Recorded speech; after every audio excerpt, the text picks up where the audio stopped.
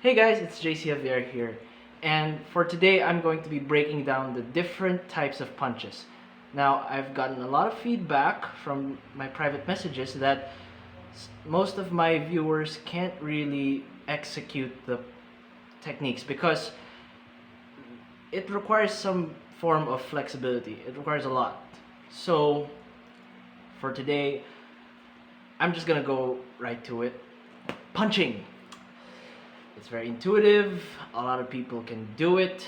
It can be used in a closed area, open area, and well, it's very, let's just say, versatile to use. There are three types of punches. There's the karate punch, there's the taekwondo punch, and then there's the boxing punch. For now, I'm just going to be breaking down the boxing punch. So let's get into it. First things first, stance. You need to have a forward stance with your forward leg having most of your weight, and the back leg just supporting. With your guard, your elbows should be tucked in, just slightly touching your sides, while your hands should already be closed into fists and should be guarding your cheeks. Why? To guard your cheeks is to guard your jaw. And once you get clocked on the jaw, you're out. We don't want that, especially in a street fight. So, you got your body forward, you got your forward stance, you got your guard covering your jaw. Now for execution. First I'm going to do a demo, then I'm going to break it down. So this is how a boxing punch is supposed to look like. One more time. Now, when I said that anyone can punch, it doesn't mean that anyone can punch properly. And by anyone, I mean everyone. Because this is just based on experience. Okay, I'm no expert, but the majority of the people I fought in the street, this is how their punches look like. This is just one demo. Some would do it like this. They would go with a barrage of punches. And in the rare occasion, you have those guys who think they're Catwoman. Now, some of these punches are very, very aggressive to look at, but they don't have a lot of power, which is what the boxing punch actually specializes in. The boxing punch specializes in dishing out damage in the fastest and the most effective way possible. So, here's how to do it. First, the twist. The first step is the twist. You gotta twist your hips, your shoulders, and the ball of your foot right here. That's why it's always pointed down. That's why the ball of your foot is what's supporting the back of your body. Right here. You gotta twist. Right there. One tip, when you do the twist, make sure that your shoulder right here, whether you're a lefty or a right-hand person, your shoulder should be pointing at your opponent. Alright? So, twist. Second, the punch itself. As you twist, you're going to throw the punch right here. Don't treat it like a battering ram. Treat it like a corkscrew.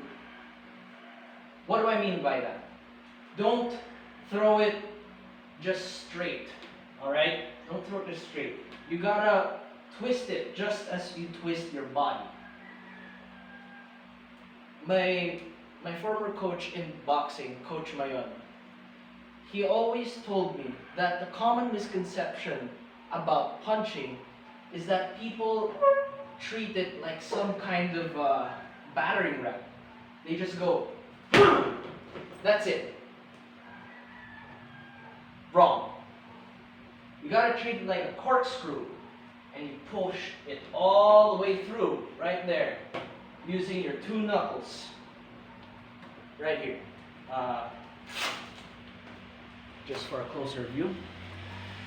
The two knuckles right here, this is the point of impact. Treat it like your Wolverine claws, so you can stab them right there. Alright? Now, the third step is the pullback. What happens if you don't pull back? Well, if you leave it on for too long, you're going to get hit. We don't want that. So, as you twist, you punch, and once you're all the way through, you pull back. Keep in mind, once you're all the way through, you don't just treat it like a snap, wherein it's ha! No. You're not going to get the results that you want, which is the maximum amount of damage. So, twist, throw the punch, corkscrew, right there, and pull back. Of course, you're not going to do it with just the 1, 2. You got to do it in 1. So, all together, it looks like this. Right there. One more time. Last time.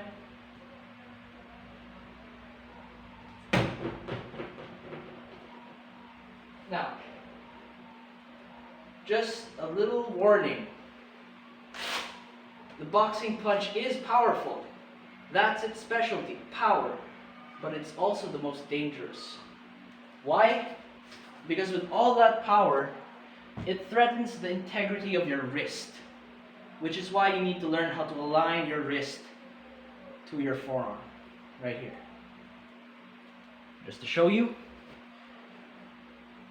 it has to be aligned with your forearm, because once it's a little bit down or a little bit up, right here, once it has just a little bit of an acute or an obtuse angle, you're a dead man. By that, I mean your wrist. It's going to break or sprain. What we're trying to do here is we're trying to throw as much damage but without hurting ourselves. So, you gotta learn to align your wrist right there. Just get the sweet spot. That way, when you punch, it's not that painful. Keep in mind, in the street, if you punch, it's gonna hurt. Alright? There is no guarantee that when you learn how to punch, you're Mike Tyson all of a sudden. No. The reason why it doesn't hurt in the gym or when I'm punching this dummy right here, it's because, one, the dummy doesn't have the same bone structure as a human. The skull is very strong and our bones are pretty strong. So, when you punch with a bare fist, keep in mind it's gonna hurt. But these tips, these techniques will help you minimize that damage to yourself and maximize the damage you give to your opponent.